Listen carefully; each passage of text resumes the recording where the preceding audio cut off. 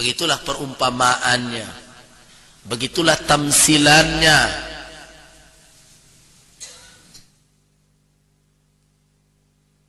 Jadi wajar kalau Allah katakan walal akhiratu khairul laka minal ula.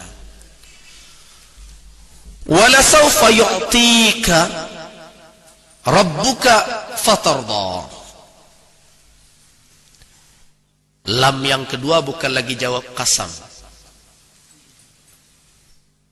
tetapi bukan berarti tidak berhubungan dengan ayat 3 ayat sebelumnya. Lam wala saw itu lam ibtida,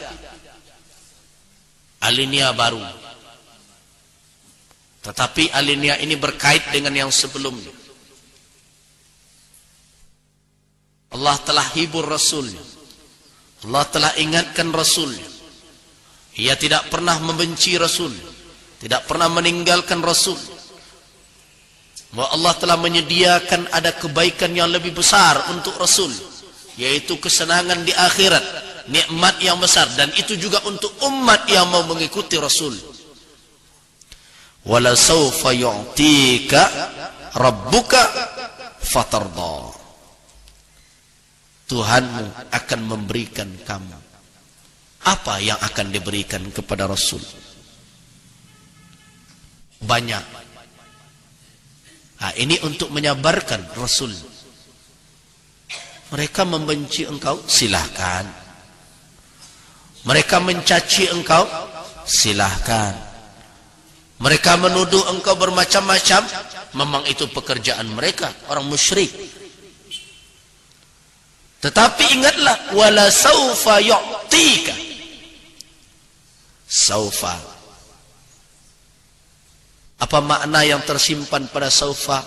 Saufa itu maknanya istiqbal. Perjuangan engkau tidak akan begitu saja mudah selesai. Engkau mesti bersabar.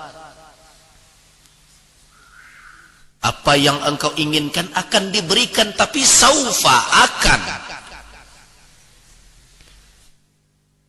Masa ya ada orang yang berjuang kini, tidak sabar menunggu besok hasilnya. Saya pernah dialog dengan seorang dai yang sering keras mengajak umat. Umat dan seribu aku tidak amuh lagi di lunak-lunaan. Kalau macam-macam labrak dan tidak sesuai daram, nah, kan kalimatnya begitu. Labrak, daram, libas. Amo kecian. Kiro-kiro dengan libas dan daram dalam labrak tu baralamu umat kau ke berubah. Dia tidak dapat menjawab.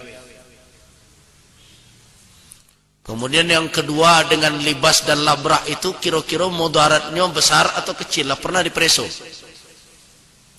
Dia tidak bisa menjawab. Kecamuk kalau dengan main libas dan labrak itu laika masuk Islam yubatu muslim, orang bisu sadonya jadi main libas wak sadonya. Tapi kecamuk tak mungkin. Tidak mungkin, kenapa? Kalau seandainya sekali cara ceramah dan cara dakwah orang akan berubah,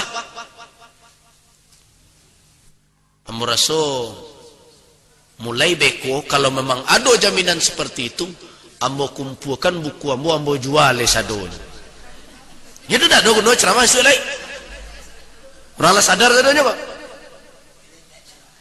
Nah jadi perlu kesabaran.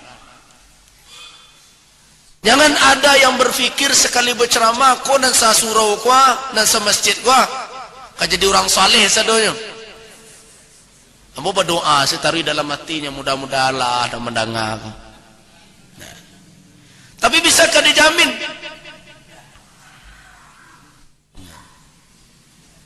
Jadi Allah ingatkan, wala saufa yu'tika.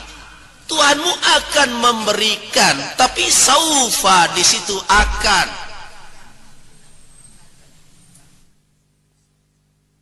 Sekarang kamu harus menanggung. Kamu harus bersabar.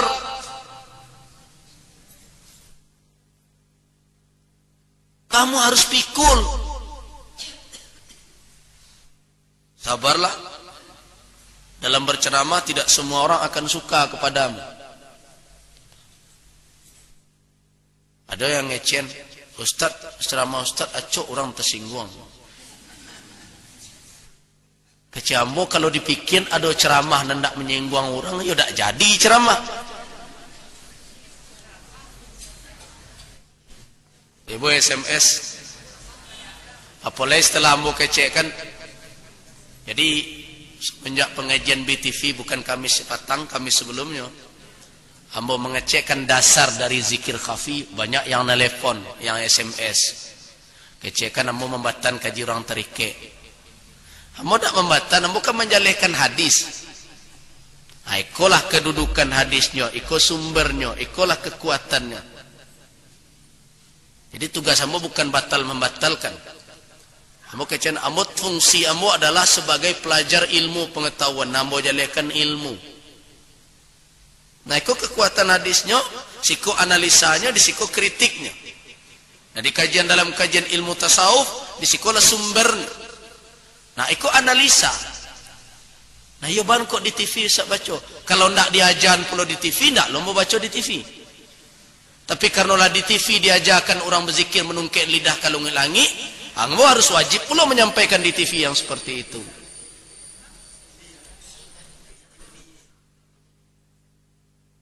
Tapi sebelum itu tidak pernah memajakan di TV, membantah di TV yang seperti itu. Ya, ada SMS bangkok di TV, Ustaz sampean. Kena ambo nak memulai. Sebelum itu adonan memulai. Diajarkan ke jamaah kalau berzikir khafi, datangkan geraman, tutup mulut arek-arek, tanah ngok, tungkekkan ujung lidah ke langit-langit. Nah, kalau ndak ada namanya buik pulau di TV seperti itu, ya itu ndak lo mau sabuk di TV. Nah, jadi kita melihat, jadi banyak orang tersinggung. Ya jawaban ambo ndak pernah berpikir sebelum ceramah orang tersinggung ndak tersinggung. Ya, kalau berpikir orang tersinggung tak jadi mau pergi ngaji. Aku tersinggung lo orang di ambo di rumah. Selama itu jalannya. Jadi memang rumit. Nah, apakah akan berhasil? Pasti. Tetapi kapankah? Wala saufa yu'tika. Akan datang kepadamu. Tapi siapa yang akan memberikan? Bukan kita. Rabbuk, Tuhan. Nah, ini juga menyadarkan Rasul dan mengingatkan dai sekarang, jangan mengira bahwa keberhasilan membentuk umat adalah pekerjaan kita. Oh, sadar orang, nggak awak menyadarkan. Yu'tika rabbuk, rabbuka yang memberikan itu. Jadi tugas dai menyeru. Tapi tugas hidayah Allah. Nah, itu yang diingatkan di dalam ayat sebelumnya Al-Ghasiyah, diingatkan oleh Allah, fadzakir innama anta mudzakir lasta alaihim. Nah, seorang dai jangan merasa bahwa dia bisa membagi-bagikan petunjuk kepada orang lain. Kau debu seketek bu ah, kau hidayah ente bu separuh. Tidak bisa. Kalau bisa demikian, mulhaman kok. Nak mengaji kini sudah jangan datang lo lay. Bawa saya hidayah aku stay pulang. Dan lain lo lay. Nah, kalau ada yang beriktikad seperti itu, keliru pemahaman itu. Makanya ada konsep seolah-olah seorang guru bisa menjadi petunjuk yang pasti. Aku dulu yang mau kritik bukan hanya di Sumatera Barat. Semenjak dari Mesir dulu mau kritik ke Syekh ambo. Di dalam ajaran tariqah namanya Rabitatul Mursyid namanya. Rabitah Mursyid itu, mau bicara tarekat bukan tak pernah satu. Mau pernah mengambil tarekat Naqsyabandi. Mau ambil dari cucu pengarang kitab Tanwirul Qulub. Cucu kandung dari pengarang kitab. Kalau orang tarekat Naqsyabandi tahunya kitab Tanwirul Qulub. Tanwirul Qulub itu adalah kitab rujukan dalam mazhab dalam tarekat Naqsyabandi. Pengarangnya Syekh Muhammad Amin Al-Kurdi. Syekh Muhammad Amin Al-Kurdi itu punya anak Najmuddin Al-Kurdi. Najmuddin itu punya anak Diyauddin Al-Kurdi. Diyauddin itu Syekh Ambo. Nah, ada Rabitatul Mursyid namanya. Sebelum berzikir, wak khayalkan wajah Syekh wak.